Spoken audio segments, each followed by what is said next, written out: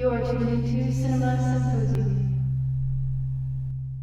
And hello, everyone, and welcome to a new episode of Cinema Symposium. I am Matthew Duvall, And I'm Blake Warman. and today we are going to review two movies that we both recently saw. They're both on Netflix. The first one we'll be talking about is the movie Mud with Matthew McConaughey, and the second movie is the movie Joe with Nicolas Cage.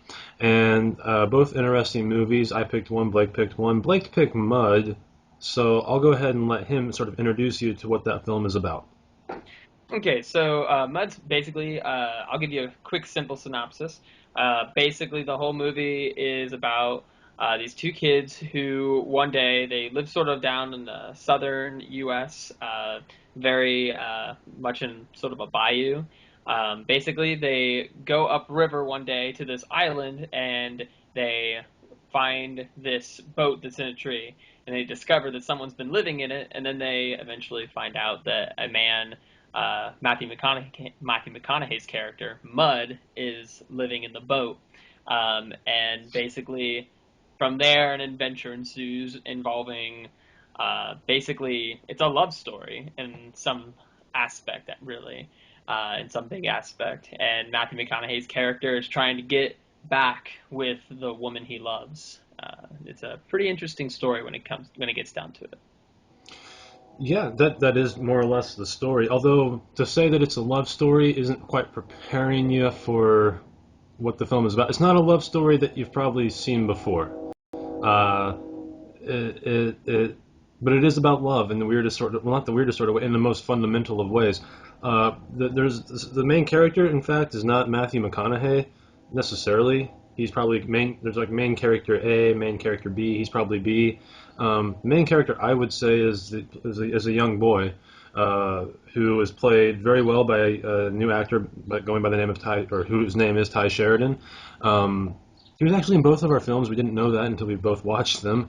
But he does a really good job. He basically finds Matthew McConaughey's character, and as a young boy, he is interested in women, I guess, for the first time, and he takes a liking to a young girl his age, and he sees Matthew McConaughey, who's in love, and the young boy has this very high notion of what relationships and love is about between a man and a woman. And Matthew McConaughey's character really represents everything that this young boy feels about his concept of love.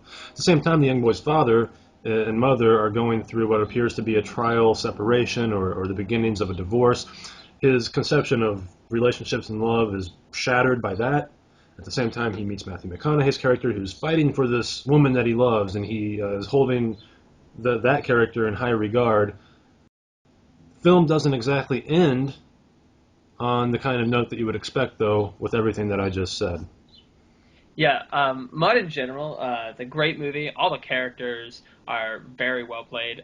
This movie was, I think, out in 2012 or 2013, and it was sort of what I recall as the beginnings of Matthew McConaughey's like real comeback, real coming of age career, where he started after this movie. He got big roles like for Dallas Buyers Club and then eventually Interstellar, both great movies. And the story about that is that apparently a bunch of Matthew McConaughey's agents they brought in reviews of all of his previous movies into him, supposedly, and he read through all of them and he saw movies like Fool's Gold and a bunch of other different movies that were flops in his case. And he kind of realized that his career sort of going into a downspell, and then he, I guess, sort of reformed his career, and this was sort of the start of it. And it was a great start.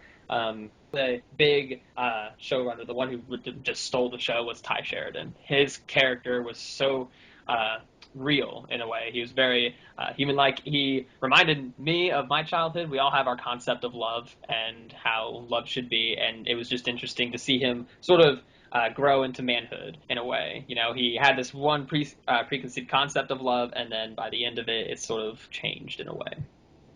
Yeah, maybe a couple other things just to say about that movie before we move on. A couple of the other actors, one of them being Michael Shannon, made an appearance in this film, and it was at the beginning of the film. His appearance is so brief you could almost miss him. In fact, it did take me like a second look to be like, that was Michael Shannon, right? Okay, yeah, that was Michael Shannon. Yeah, he's in this film, and he doesn't show up for like the longest time, and then at the very end, he's in the film in a pretty big way. Uh, not. It's kind of you would say it would be surprising to see an actor of his caliber in a film like this, although all the acting was superb. Although and because he's had so much success, he's an Academy Award nominated actor, well deserving in my opinion. And so you're like, well, is he going backwards? I wouldn't say so. It's not surprising in the sense that if you followed his career at all, he started out by doing films just like this, and he did very well in them, and adds a lot of meat to films like this. And with that, I will say Mud, great, great movie. I would give it at least I would give it an A, an A plus movie. Many concepts. It's not. It's definitely it. Once you start the movie, it picks right up. It doesn't slow down really. It has a pretty good pace throughout the whole entire thing. In general, I suggest if you get the opportunity, go on Netflix, watch it. It's still there, to my knowledge, right now. Yeah, mine too. And I ditto what you just said there. Moving on, talk about another movie, Joe, which was my pick. So I guess I'll go ahead and briefly describe what that is about. Joe has Nicolas Cage in it. It also has Ty Sheridan. We again did not know that whenever we both picked these films. It was a surprise to both of us. In fact, the stories between the two films, Mud and Joe, are similar in a lot of ways. In fact, they both take place in sort of the rural parts of America amongst people with not so much money. In the case of Joe, Ty Sheridan plays a young boy who is kind of part of a family that is very, very broken. His father is a severe alcoholic, can't hold a job, can't do much of anything. The young boy, though, feels or senses the need for changing his family situation, or at least his situation, and decides to get a job. That's where he encounters Nicolas Cage's character, Joe, who is sort of like a foreman of this crew that goes down and basically removes trees from forest to help for the eventual reforestation of it, but in kind of a shady way, and you find out that Joe has a shady past.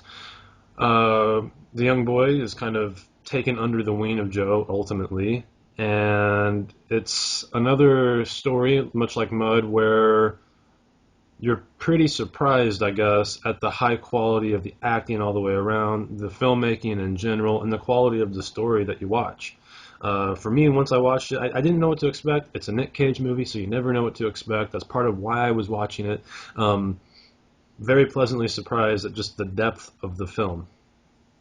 Yeah, with me, with Nick Cage, what I've come to find out, and especially you'll know this when you watch Joe. Nick Cage is a very he's a very physical actor, and he can either be really active or even more active, and he found and I feel in this movie he found that happy medium where he was calm and collected, and it didn't take away from his character in any way, which really made for a great movie and a great performance by him. In general, the movie it's a slow burn. It takes some basically the movie takes a little bit to basically set up the scene and all the characters, but once it gets about midway through, everything picks up super fast, and it's in general a great movie from there on. There's a bunch of, and like I said, Ty Sheridan does a great job. Nick Cage's Joe does a great job. One other character who I felt, in my opinion, stole the show was actually the abusive alcoholic father, played by a man named Gary Poulter. And I read an article about the movie Joe before, after I watched the movie, and it turns out that Gary Poulter, the character, is actually played by an actual homeless person. He was an actual alcoholic, and I didn't know that at the beginning of the movie, and I don't think you know that knew that either. The movie in general, looking into the movie, it completely changes the whole entire performance of that character. It's sad, in some ways, and the saddest part about this is Gary Poulter, a great performance that he did, even though he was essentially playing himself. He actually died before the release of the film, which is sort of unfortunate. So, Release. Wow. Yeah, that no, I didn't know that. Until you just said that, I would have said that he was probably. It's hard to say who's the best actor in that film because they all did such a fantastic job, but not to find out that he was actually not a trained actor at all with no experience, I'm guessing, you never would have guessed that. I didn't. There was one scene in particular that I guess now it makes sense that it seems so natural, but he's this abusive father. He's this horribly abusive father, hits his kid, doesn't support the family whatsoever, is always drinking. There is a murder scene in the film which just catches you off guard. Uh, and yet the boy, in some ways, has a bond with his father that's hard to explain. And you would think that it would seem so forced while you're watching the film, and it doesn't. And that's because the father, the guy playing the father, did such a damn good job, honestly. Uh, so to find out that he wasn't actually an actor is blowing my mind right now.